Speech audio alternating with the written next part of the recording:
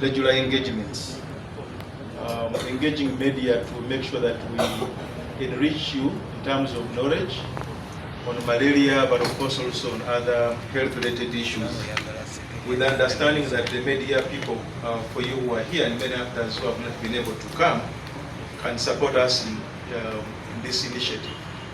We have also worked with kingdoms. You have seen different cultural leaders talking about malaria regularly.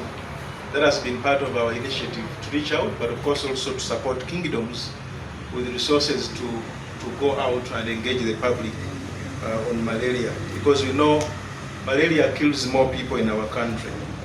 So malaria sensitization will go on. We have been engaging many people.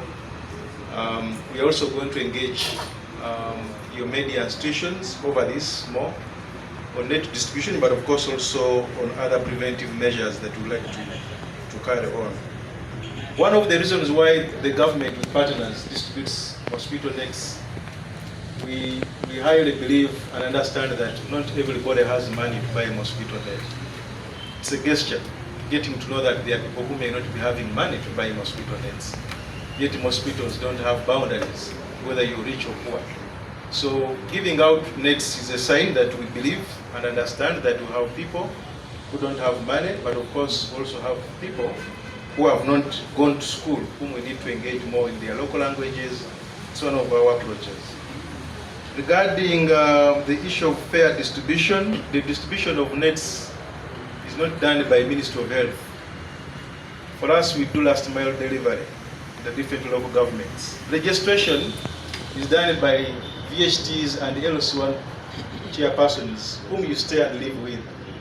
So if you're here and you don't know your VHT or your community health extension worker or your LC1, we may be having some pockets of individuals who may not know their LC1 chairpersons. So these are the people who map our households and guide on the distribution of mosquito nets.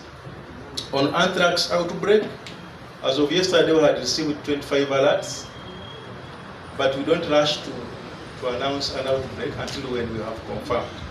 So we request you to give us time, and once we confirm, we shall definitely let you know. We have also received the same for measles, and the teams in the ministry are doing whatever is possible to ensure that we handle all the alerts that we have received.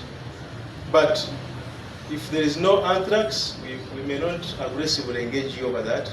If there is, we shall definitely reach out to the media and the communities where these cases have been. These alerts have actually come from. Basebo ne banyabo munzikirize nzire mu Uganda.